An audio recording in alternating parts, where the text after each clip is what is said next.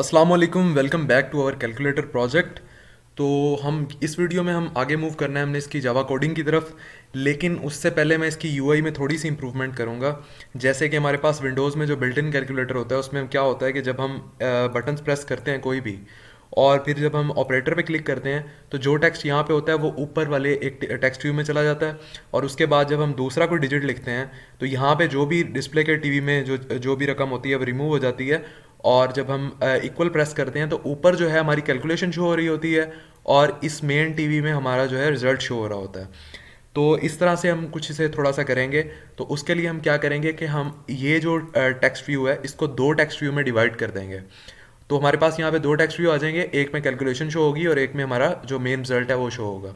तो उसके लिए मुझे क्या करना होगा कि जस्ट हमें एक और टेक्स्ट व्यू यहाँ पे चाहिए, लेकिन हमारे पास स्पेस नहीं है। तो स्पेस बनाने के लिए आपकी जो मेन लेआउट का वेट हमने 65 दिया था उसको सिंपली जस्ट 75 कर देंगे। तो 10 की स्पेस हमें 10 वेट की स्पेस यहाँ पे हमें मिल जाएगी। और इस स्पेस में हम एक और हमारा टीवी जो है वो बना लेंगे। तो यहाँ पे मैं कर दूंगा टेक्स्ट व्यू, और क्योंकि ये वर्टिकली हैं तो इसकी विड्थ मैच पेरेंट होगी, हाइट 0 dp होगी, और इसका बैकग्राउंड कलर जो है वो मैं ब्लैक ही रखूँगा। और इसको वेट दे देंगे हम 10, जो कि हमारे पास बचा हुआ है। और इसको टेक्स्ट साइज जो है वो हम कर देंगे 20 sp, और इसका टेक्स्ट कलर हम वाइट कर देंगे। और इसको ग्रेविटी हम सेट कर देंगे इसकी राइट और बॉटम। तो ये बॉटम राइट पे हमें जो है शो होगा। और दैट्स इट, इसको क्लोज कर देंगे। और इसी तरह से इसका जो बैकग्राउंड कलर है वो मैं थोड़ा सा इसका ब्लैक से हटा के, बल्कि बैकग्राउंड कलर चेंज नहीं करते, इसका जो टेक्स्ट कलर है वो थोड़ा चेंज कर देते हैं ताकि ये डिफरेंट नज़र आए थोड़ा सा। तो टेक्स्ट कलर इसका मैंने थोड़ा सा वाइट से डिफरेंट कर दिया है, थोड़ा सा मध्यम हो जाएगा, ऑफ वाइट तरह का हो जाएगा। ठीक है, उसी तरह से जो हमारा मेन टीवी है उसी को उसको भी ग्रेविटी दे देते हैं जिसमें रिजल्ट शो होगा। तो इसकी भी ग्रेविटी राइट बॉटम कर देता हूँ। और इसके अलावा इसको टेक्स्ट कलर दे देते हैं हम white, and that's it. Text size already defined है। और अब जो है हम बैकएंड को थोड़ा सा डिस्कस कर लेते हैं कि जब हम बैकएंड पे जाके इन चीज़ों को एक्सेस करेंगे तो उसके लिए एक तो हमें चाहिए इन सब व्यूज़ पे एक आईडी होनी चाहिए जिसके थ्रू हम इसको बैकएंड पे एक्सेस करेंगे, क्योंकि यूआई बनाते वक्त इन व्यूज़ को हमने आईडीज़ नहीं दी, तो आईडीज़ अब सबको हमें देनी पड़ेंगी। और उसके अलावा हमने क्या करना है कि अब जब इन बटन्स के मैं क्लिक इवेंट्स बनाऊंगा कि किसी भी बटन पे क्लिक होने से कोई एक्शन परफॉर्म होगा, और उसके लिए मुझे हर बटन का एक क्लिक लिस्टनर लगाना पड़ेगा हर बटन पे। एक तो हमारे पास दो ऑप्शंस हैं, या तो हम हर बटन का अलग अलग से इनोनिमसली क्लिक लिस्टनर जो है वो अपनी मेन एक्टिविटी में क्रिएट करें। ठीक है, और दूसरा तरीका ये है जिसमें हम बहुत से फजूल कोड से बच जाएंगे, वो ये है कि जो बटन्स का सेम बिहेवियर है, जैसे कि डिजिट्स का सेम बिहेवियर है, डिजिट का जस्ट हम प्रेस करेंगे और वो कनकैटिनेट होते जाएंगे। तो इसके लिए हम इन सब का एक कंबाइन क्लिक इवेंट बना लेंगे, और जिन ऑपरेटर का सेम बिहेवियर है उनके लिए हम एक अलग कंबाइन जो है वो क्लिक इवेंट बना लेंगे। जैसे कि ये सब बटन्स का सेम बिहेवियर है, और ऑपरेटर्स जो हैं जैसे ये square root, modulus, divide, multiply, minus, plus, इनका सेम बिहेवियर है।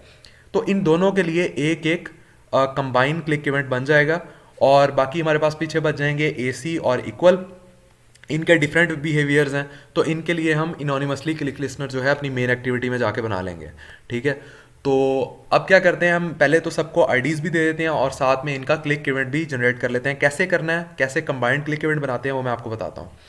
तो पहले तो आप 7 पे आ जाएं, 7 पे क्लिक करें, और पहले हम इस बटन को आईडी दे देते हैं।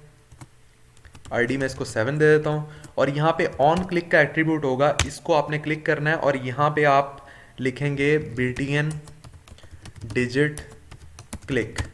तो ये क्या होगा कि इस बटन पे BTN डिजिट क्लिक के नाम से मेन एक्टिविटी में एक मेथड क्रिएट हो जाएगा, और वो यहाँ पे एरर पे जाएंगे आप, और यहाँ से मोर एक्शंस करेंगे तो ये आपके पास ऑप्शन आएगा क्रिएट BTN डिजिट क्लिक। तो इस पर आप क्लिक करेंगे तो ये देखें मेन एक्टिविटी में ये एक मेथड क्रिएट हो गया।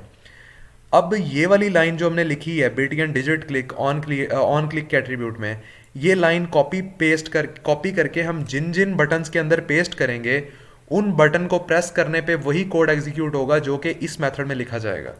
तो इसका मतलब ये हुआ कि हमने जो सेम बिहेवियर वाले बटन थे उनका एक ही कंबाइन क्लिक इवेंट बना दिया, ना कि सबका अलग अलग हमने क्लिक लिस्टनर जो है वो बनाया। तो इस लाइन को मैं कॉपी कर लेता हूँ, और सभी डिजिट बटन वालों में पेस्ट कर देता हूँ, जैसे कि जितने भी डिजिट वाले बटन है ना इंक्लूडिंग डॉट, इनमें मैं ये वाली लाइन पेस्ट करूँगा। और ऑपरेटर्स का हम एक अलग क्लिक इवेंट बनाएंगे जो वो भी कंबाइन ही होगा। तो 7, अब 8 पे चलते हैं, 8 को आईडी दे देते हैं, आईडी 8, और यहाँ पे मैं ये लाइन को पेस्ट कर देता हूँ। ऐसे ही 9, आईडी 9, और ये ऑन क्लिक 4,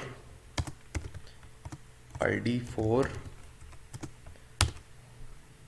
5,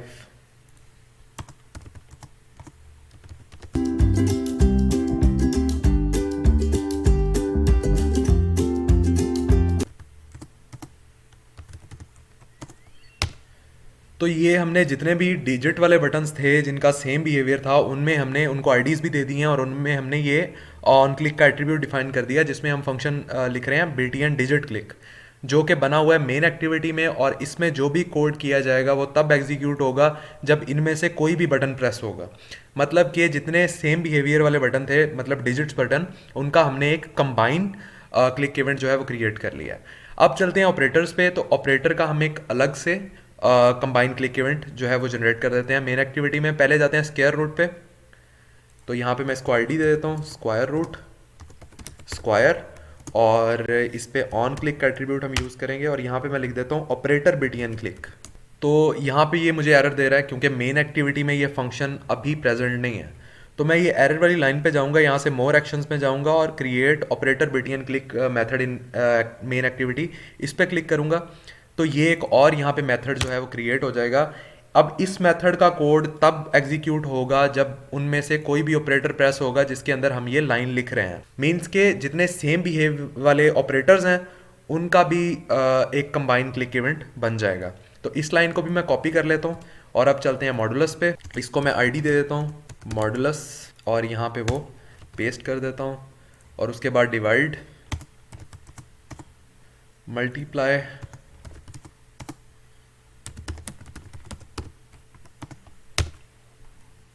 सब्ट्रैक्ट,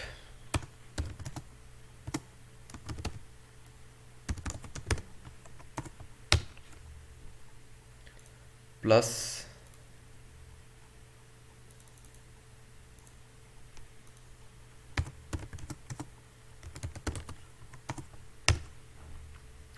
और पीछे हमारे पास बच गए हैं अब AC और इक्वल। तो AC और इक्वल को जस्ट हम आईडी देंगे, यहाँ पे ऑन क्लिक का एट्रीब्यूट हम डिफाइन नहीं करेंगे इसका, क्योंकि इनके डिफरेंट बिहेवियर्स हैं, तो इनको इनोनिमसली हम इन पे क्लिक लिस्टनर अप्लाई करेंगे मेन एक्टिविटी में जाके। तो AC को मैं आईडी देता हूँ AC, और इक्वल को आईडी दे देता हूँ equal.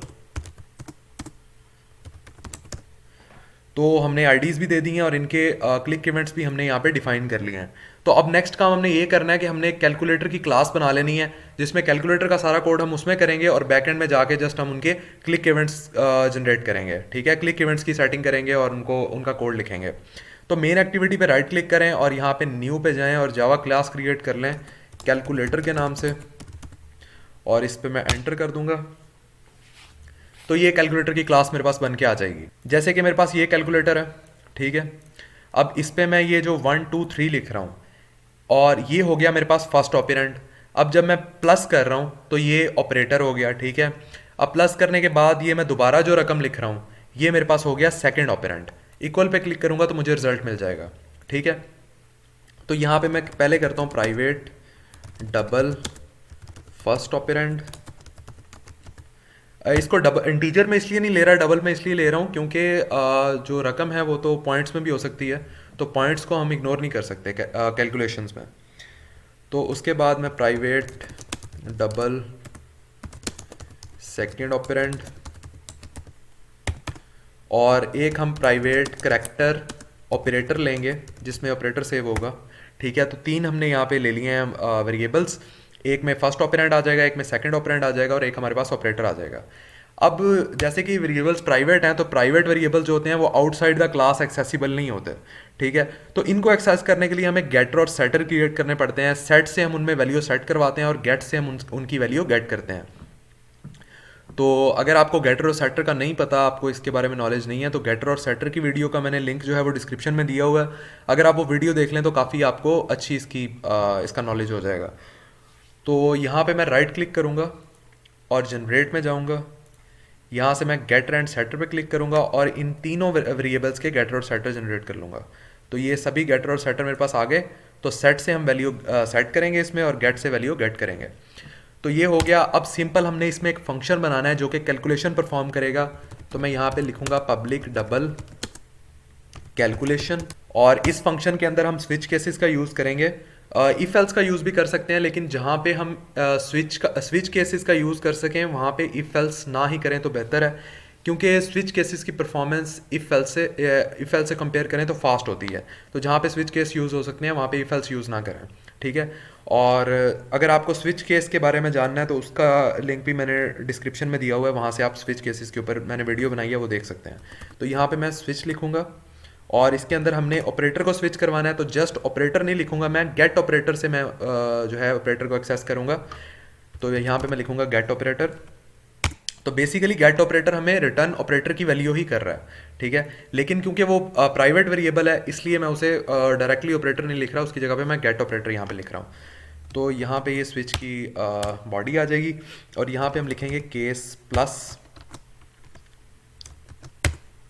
Return get first operand plus get second operand, ठीक है।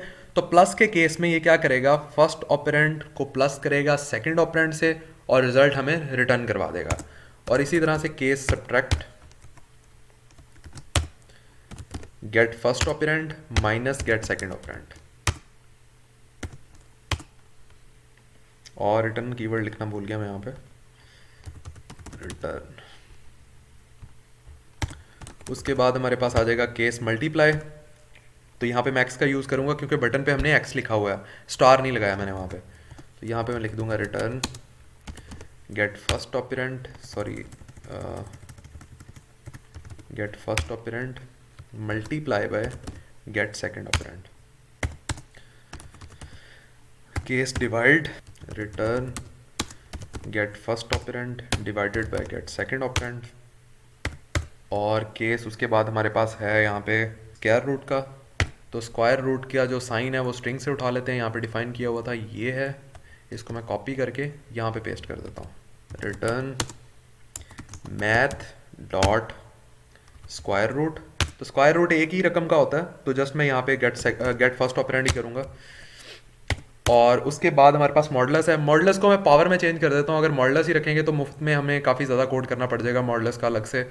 तो यहाँ पे मैं इसको आके मॉडुलस को चेंज कर देता हूँ पावर के साइन में, बल्कि स्ट्रिंग्स में ही जाके इसको रिप्लेस कर लेते हैं। ये मॉडुलस है तो मैं इसको पावर के साइन से रिप्लेस कर देता हूँ। और यहाँ आके हम कर देते हैं केस पावर, और यहाँ पे हम रिटर्न करवा देंगे math dot power get first operand comma get second operand, ठीक है। तो ये हमारी कैलकुलेटर की क्लास भी कंप्लीट हो गई। एक एरर दे रहा है क्योंकि हमने इसकी डाटा टाइप जो है वो डबल रखी है, तो इसमें कुछ ना कुछ तो हमें रिटर्न करवाना पड़ेगा। कुछ रिटर्न नहीं करवाना तो यहाँ पे हम लिख देंगे रिटर्न 0, ठीक है। तो एरर चला जाएगा। तो ये हमारी क्लास जो है कैलकुलेटर की रेडी हो गई है। अब जस्ट हमने क्या करना है कि अपनी मेन एक्टिविटी में जाके हमने इस क्लास को यूज़ करना है, और हमने इनके बटन्स के जो हमने मेथड बनाए हैं इनमें हमने इसके क्लिक के बिहेवियर डिफाइन करने हैं, एंड दैट्स इट, हमारा कैलकुलेटर कंप्लीट हो जाएगा। तो वीडियो ऑलरेडी काफ़ी लंबी हो चुकी है, तो ये पार्ट जो रह गया ये मैं नेक्स्ट वीडियो में कंप्लीट करवा दूंगा। उसका लिंक मैं डिस्क्रिप्शन में दे देता हूँ। और बाकी जस्ट हमारा काम 5-10 मिनट का काम रह गया, वो नेक्स्ट वीडियो में करते हैं। So see you guys in the next tutorial. Thanks for watching the video. Take care. अल्लाह हाफिज़।